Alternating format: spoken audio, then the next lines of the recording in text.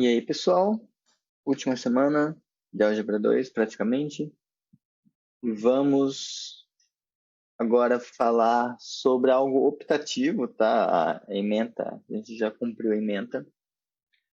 Então, nos próximos vídeos, eu vou falar sobre coisas que tangenciam Álgebra 2, digamos assim, a ementa do nosso curso, para vocês se distraírem enquanto fazem a última lista, tá? É isso, hoje a gente vai ver um pouco sobre o que se discute na tão alardeada teoria de Galois, tá? Não vou dar muitas demonstrações, até porque isso é visto no curso de teoria de Galois, mas vou tentar dar as ideias. E é isso. Vamos lá.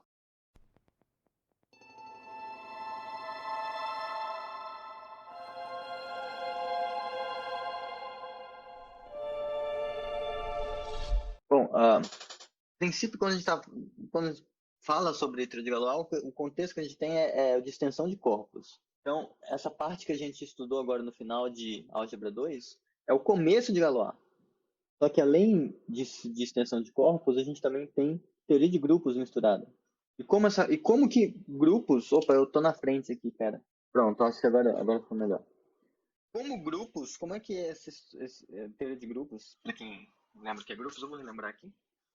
Mas como que essas coisas se misturam, né? Bom, acho que na penúltima lista, numa das listas de exercícios que a gente viu, eu defini uma coisinha para vocês. Dado uma extensão, dada uma extensão de corpos L sobre K, a gente define esse carinha aqui, o conjunto de todos os isomorfismos de L para L. Então, L é um corpo, você tem os isomorfismos dele para ele mesmo. E tal que quando você restringe esse isomorfismo à identidade, ao corpo base, ao corpo K, isso dá a identidade do corpo K. Para dar um exemplo disso, pega esse negócio aqui, C, tem C, que pega um número complexo e manda no seu conjugado. Isso aqui a gente já viu que é um isomorfismo de anéis, no caso, isomorfismo de corpos. E quando a gente faz C de um número real, isso é o conjugado do número real, que é o próprio número real. Então, esse Czinho pertence ao grupo, pertence a esse negócio Gal de C sobre R. Bom, só para dar um exemplo do que é, né? Esse tipo de coisa. Porque você fala, só vai ter identidade. Não, tem coisas que não são identidade, que trocam as coisas, mas fixam as de baixo. Então, como o nome sugere, ó, aqui Gal. O nome disso aqui, desse negócio, é grupo de Galois. Então, esse trem aqui é o grupo de Galois da extensão L sobre K. Agora, esse nome grupo aqui, ele não entra apenas como sinônimo de conjunto, que às vezes a gente usa grupo como sinônimo de conjunto, coleção, não. Aqui tem um sentido algébrico explícito, tá? Então, grupo é um conjunto G munido de uma operação binária, tal que essa operação é associativa, tem elemento neutro, e todo G tem inverso com respeito a essa operação. Então, por exemplo, a soma num anel é um grupo, tá? Porque ela satisfaz todas essas coisas. A questão é um grupo abeliano, onde vale a comutatividade. Mas, então, dessa definição, esse GALK, o grupo de Galois, é de fato um grupo quando você coloca como operação a composição. A operação de composição, porque veja só, a composição é associativa. Composição de funções é associativa. A gente já tem desde o do primário. Ela é associativa. Agora, o elemento neutro da composição de funções é classicamente a função identidade. A identidade do corpo L, ela é um isomorfismo do L para o L. E quando você faz a identidade do L aplicada em elementos do K, dá o próprio K, porque K está contido em L. Então, isso aqui satisfaz as condições para pertencer ao Gal de LK. L sobre K. Então, esse cara está aqui dentro, e a função de identidade é o elemento neutro da composição. Então, já temos essa operação tem elemento neutro. E finalmente, se sigma pertence a esse negócio, então a inversa existe. Existe a inversa enquanto função. Essa inversa é um isomorfismo de anéis, a gente já sabe. É um iso. E quando a gente faz a inversa aplicada num casinho, isso vai ter que dar o casinho, porque vale o contrário. Porque quando você faz o sigma de K, isso também dá o K. Então, se você passa a inversa, nada acontece. Tá? É fixado. Tá? Então, o nome desse negócio aqui é um grupo legítimo e é um chamado grupo de Galois. E daí, o que tem, né? Então, ó, nota o seguinte. Imagina que você está aqui com a sua extensão de corpos. Tá? O K está dentro do L. Aí você tem esse grupo de Galois sobre K. Em particular, você pode considerar, por exemplo, pode ser que exista um subcorpo do L que contém o F como subcorpo, ou seja, você tem um corpo intermediário, digamos aqui. Agora, esse cara, a gente pode fazer esse cara corresponder à seguinte coisa. Grupo de Galois de L sobre F. Tá? Observa que, se, por exemplo, eu pego e faço essa mesma correspondência com esse L, o que a gente ganha aqui seria o grupo de Galois do L sobre L. Tá? Pensa assim, ó, que quando eu estou fazendo essa correspondência, esse L aqui está travado e o parâmetro entra como se fosse uma função aqui nessa segunda entrada. Tá? Então, assim, isso aqui. Essa coisa seria o conjunto de todos os homorfismos do L que quando restritos ao L dão identidade. Então, essa aqui só tem identidade do L. A identidade do L é meio que o zero, né? Então, isso aqui está contido aqui. Vou colocar assim. Agora, se a gente faz esse negócio aqui, o que a gente ganha é o grupo de Galois grande, o L sobre o K. Tá? Bom, o que vai acontecer, esse cara aqui também está contido nesse. Eu vou colocar uma setinha para indicar de onde vai. Esse aqui entra nesse, então esse aqui está contido dentro desse, esse aqui está contido dentro desse, esse aqui está contido dentro desse. Agora aqui é o contrário, esse aqui está contido dentro desse, esse aqui está contido dentro desse, e de fato mostra-se que esse aqui está contido dentro desse. Não em geral, eu não tenho certeza agora, não lembro. Mas a grande coisa, um dos grandes resultados de teoria de Galois é o seguinte: essa correspondência aqui que a gente está fazendo, se essa extensão satisfizer algumas condições algébricas, ela tem que ser uma extensão algébrica, tem que ser uma extensão, nem algébrica, ela tem que ser uma extensão finita, tem que ser uma extensão separável, que a gente já viu no curso o que é, tem que ser uma outra coisa que é uma extensão normal. Quando essas três coisas acontecem, essa correspondência aqui é uma bijeção, que é o que o pessoal chama de correspondência de Galois. Tá? Então, os subcorpos intermediários dessa extensão, eles vão corresponder aos subgrupos, tá? Porque isso aqui vai ser um subgrupo, esse grupo aqui. Subgrupo é um grupo contínuo outro, é o análogo de subanel, tá? Mas por contexto de grupos. Então, os subcorpos intermediários vão corresponder aos subgrupos do grupo de Galois e de maneira objetiva, e não só isso, respeitando as relações de inclusão.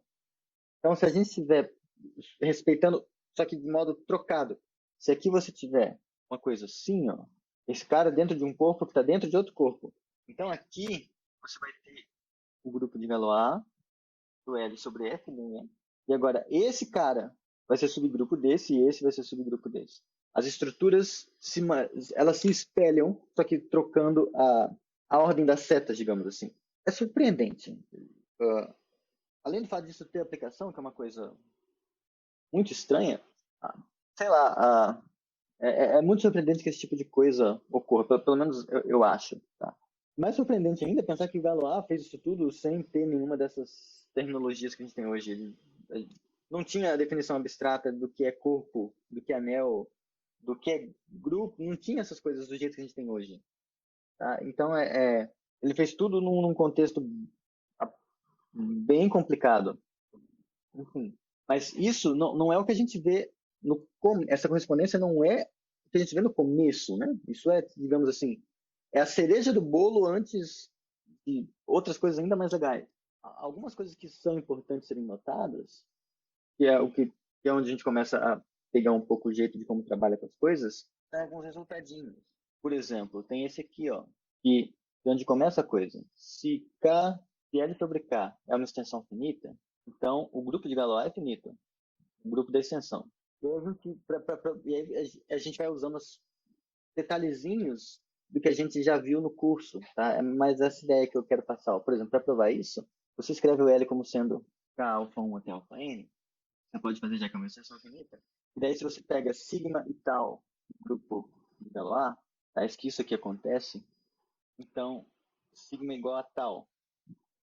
Ó, é um truque sujo. Pelo seguinte, você pega sigma e aplica num certo Lzinho que pertence ao L. Esse Lzinho, por pertencer ao L e o L ser dessa forma, esse Lzinho é da forma F'inho de alfa 1 alfa n, onde f de x1 até xn é um polinômio em n indeterminadas, onde você troca cada uma das indeterminadas pelos alfa i's correspondentes. Tá? É a definição do que é a definição desse cara. Então, isso aqui é a mesma coisa que você fazer sigma aplicado num f de alfa 1 alfa n. Só que, e aí aqui é o que vocês já viram, que é uma expressão polinomial, onde você tem esses alfa i's, alfa n's, que são coisas que não moram no K, possivelmente moram no L, mas os coeficientes desse polinômio todos moram em K. Então, quando você aplica esse F'inho, sigma nesse F'inho, é a mesma coisa que você fazer a F dessas coisas, porque elas vão entrar nos coeficientes, vão distribuir, e como sigma de um coeficiente de K é o próprio coeficiente de K, vai valer esse negócio. Agora, sigma de alfa 1 é igual a tal de alfa 1, então isso aqui é F do tal, e aí com o mesmo raciocínio, isso aqui é justamente a tal do F do alfa 1 até alfa n, que é o L. Mas o L era qualquer, então você mostrou que sigma é igual a tal. E aí, em outras palavras, esse tipo de argumento diz pra gente, é só um teaser, né, das coisas que você veria no começo de Galois, os argumentos, pra vocês verem que não é coisa de outro mundo, tá? Usa só coisa que a gente já viu em álgebra 2. Secretamente, isso aqui dá pra gente, deixa eu escrever em outro canto, Galois de L sobre K, num conjunto S, onde você pega sigma e manda isso aqui, sigma de alfa 1 até sigma de alfa n. O que eu estou pensando que esse conjunto S é? O conjunto de todas as n uplas dessa forma. Então você pega um automorfismo aqui e manda nessa listinha aqui de caras. Esse argumento que a gente fez mostra que essa correspondência é uma função injetora. Ou seja, a cardinalidade disso aqui tem que ser menor que a cardinalidade do S. Só que aí tem outro truque. Porque, ó, nota que, e vocês já viram isso. Se você pega Fi é o polinômio irredutível de alfa i, polinômio irredutível não, polinômio minimal. Então, quando você aplica sigma de alfa i, isso aqui é raiz do Fi.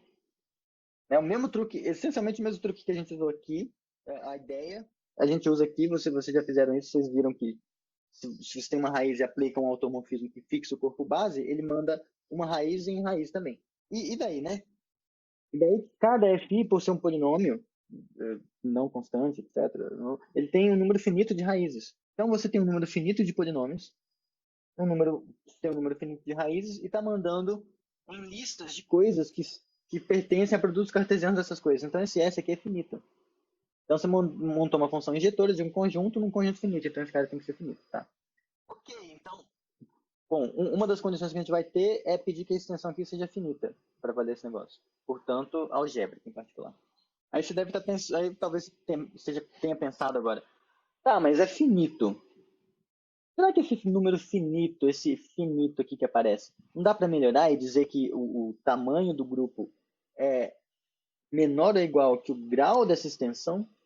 Bom, de fato é verdade. De fato isso ocorre. E se você já tem o teorema do elemento primitivo, dá para você tirar esse resultado daí, eu tenho quase certeza. Mas enfim, daí você vai, feito isso, você chega a... Já é possível você definir o que a extensão aqui vai ter que fazer para essa objeção que acontecer.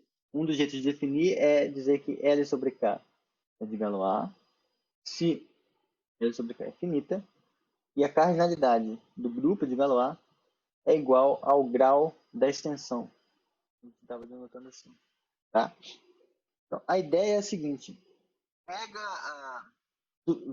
Vamos supor o seguinte. Vamos supor que esse L é da forma K sobre alfa. Tá? Só para simplificar um pouco o argumento. A gente tem algum direito de falar isso por causa do teorema do elemento primitivo. Tá? Suponha que isso aqui é um n agora. Tá? Bom, como essa extensão tem grau n, você pega o polinômio minimal desse alfa, ele vai ter grau n. Então ele possivelmente tem, ele tem n raízes, que possivelmente moram fora do corpo L. Poderia ser o caso de que elas estão num corpo um pouco maior, né? Tipo quando a gente pega um polinômio real, ele tem raízes complexas, aquela coisa. Poderia ser isso, né? Mas como isso aqui tem tamanho n, vou pensar que esse n é maior que 1, tá?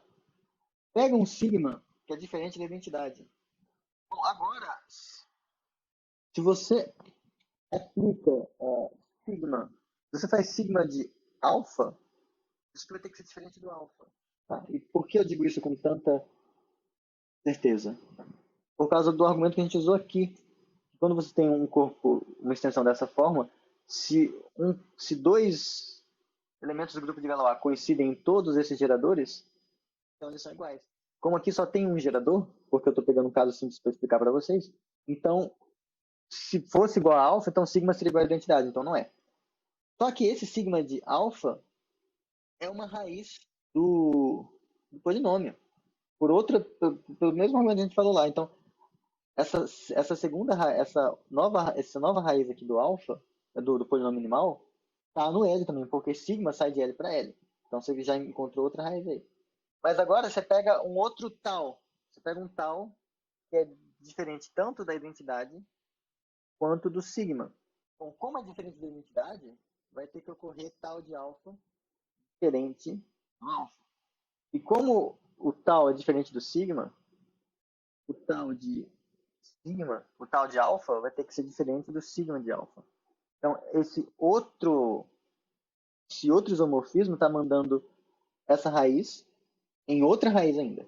Então, de certa forma, o que essa igualdade está dizendo para a gente é que quando você olha as raízes do polinômio minimal desse alfa, digamos que sejam alfa 1 até alfa n, o que esses caras fazem, um certo sigma faz aqui, é permutar essas raízes. Ele faz uma permutação das raízes desse polinômio. Então, por exemplo, se esse alfa 1 é igual a alfa, então ele vai mandar, digamos, esse cara aqui nessa raiz. Tá? Pode ser que, bom, ele mantenha umas outras fixas, ele bagunce outras, mas de certa forma o que está acontecendo é esse jogo de permutar raízes. E foi mais ou menos essa pegada que o Galois teve. Tá? Mas enfim, você vai estudando isso, você vai ter alguns resultados técnicos, você vai ter outras caracterizações do que é uma extensão de Galois, você vai ter as extensões de Galois infinitas, possivelmente, onde esse teorema de correspondência não vai valer desse jeito, você vai precisar de um pouco de topologia para discutir essas coisas, topologia geral, no caso. Mas aí só para finalizar, né, porque é o que as pessoas mais gostam, eu gosto da correspondência por ela mesma, mas a menos de detalhes técnicos, você pega um polinômio f em k de x, digamos. Tem como você pegar um negócio que o pessoal chama de corpo de decomposição, que é o menor corpo onde esse f se fatora completamente, com todas as raízes, tá? Vou colocar aqui característica do corpo k igual a zero, tá? A extensão vai ser separável, e aí quando você fizer esse splitting field desse corpo de decomposição, ele vai ser uma extensão normal, separável, portanto vai chegar lá. Estou usando aí uns canhões, mas enfim, isso não vem ao caso. Quando você pega, então, esse menor corpo onde esse F tem raiz, tá? Você não está pegando o corpo algebricamente fechado, não. Você está pegando só o menor corpo que tem todas as raízes do F. Tá? Então, esse negócio aqui de L.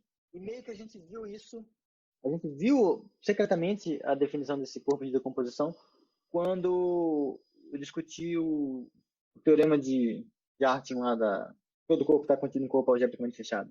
A gente meio que passou por isso lá. Então, quando você fizer essa extensão aqui, você passa a fazer assim, nesse contexto você passa a ter uma noção do que seria você resolver esse F por radicais. Isso é curioso. Aquelas soluções de tipo Bhaskara e Cardano, não sei o quê, vai ser equivalente a você ter uma torre de corpos aqui dentro que meio que vão estendendo o K pouco a pouco até chegar nesse L.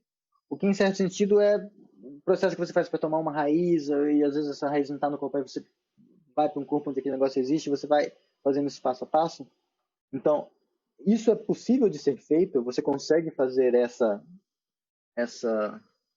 resolução, digamos assim, do polinômio para encontrar todas as raízes dele, sem somente ser quando você pegar o grupo de Galois aqui, você conseguir fazer uma coisa análoga com o subgrupo aqui dentro, até você chegar no zero, que seria uma resolução do grupo.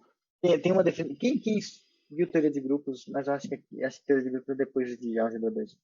A propriedade que esse grupo aqui vai ter que satisfazer para essa coisa aqui ser possível é ser um grupo solúvel. E ser solúvel, nesse caso, é você pedir que, quando você pega essa cadeia de subgrupos aqui, até chegar aqui, os quocientes consecutivos vão ser abelianos. E aí isso se traduz, é surpreendente, mas isso se traduz em você poder fazer esse processo de obter raízes passo a passo, estendendo o corpo um passo de cada vez, até você obter todas as raízes, tá?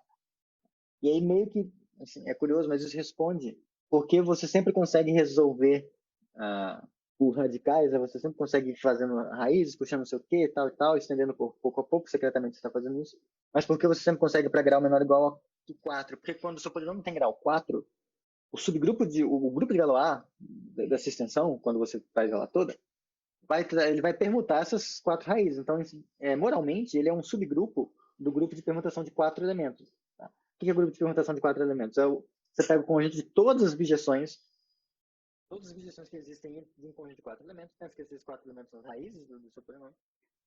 Você tem esse conjunto enorme, tá? Que tem ordem fatorial. E o seu grupo de Galois vai ser um subgrupo disso. Pode até ser que ele seja o grupo de permutações todo. Mas, sendo todo ou sendo subgrupo, esse grupo de permutações, até de ordem 4, ordem 4 não, grupo de permutações de um conjunto de 4 elementos. A ordem dele é 4 fatorial. Mas essa coisa é solúvel. Provas que isso é sempre solúvel.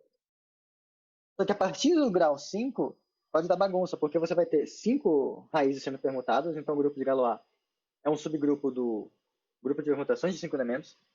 E esse grupo, que é o pessoal chama de S5, né? Permutações, eu não lembro agora porque acho que é porque é grupo simétrico, isso. S5, grupo de permutação de 5 elementos, ele pode, eventualmente, ele não é solúvel. O grupo total, o grupo de todas as permutações de um conjunto de 5 elementos, isso não é solúvel. E pode ser o caso de que seu grupo de Galois, por ser um subgrupo disso, eventualmente ele possa ser esse cara. E aí não vai ser solúvel, tá? E aí, bum, não é possível resolver aquele. Não é possível encontrar uma fórmula em termos dos coeficientes, aquela coisa toda, que permite encontrar as raízes do polinômio. Tá? Mas isso, isso foi só uma discussão informal e bastante incompleta do teoria de Galois, tá? Só para vocês terem um gostinho bem leve do que se vê nisso, tá? Na quinta-feira eu vou postar um vídeo sobre módulos. E aí na terça-feira, no último dia, eu vou postar um vídeo sobre 3 categorias, tá? E é isso, pessoal. Até mais.